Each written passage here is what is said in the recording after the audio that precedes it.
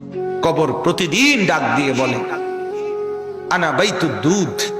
প্রত্যেকের কবর প্রত্যেককে ডেকে বলে, ও আল্লাহর বান্দা, জানো আমি পোকামাকড়ের ঘর, পোকামাকড়ের ঘর।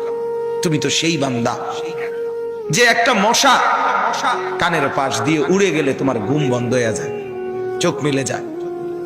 একটা মশার গুনগুন আওয়াজ সহ্য করতে পারো না।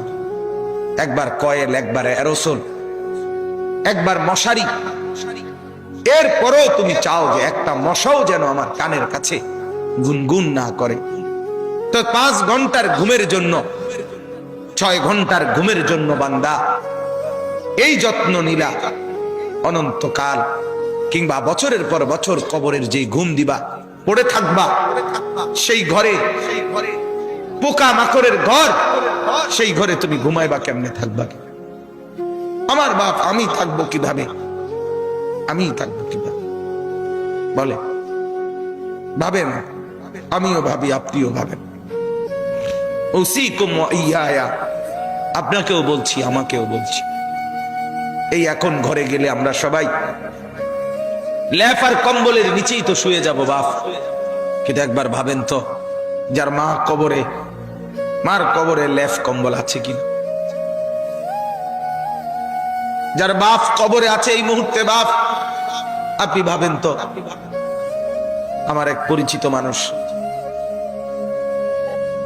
একতলা বাড়ি করছে ঢাকা, 4.5 কোটি টাকা খরচ করে, শুধু একতলার মধ্যে খরচ করছে।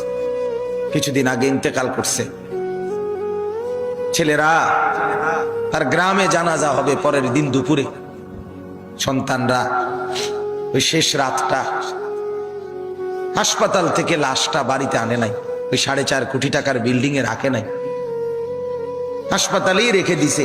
পরের দিন ওইখান থেকে অ্যাম্বুলেন্সে করে এরপরে গ্রামের বাড়িতে নিয়ে দাফন কাফন করে দিছে।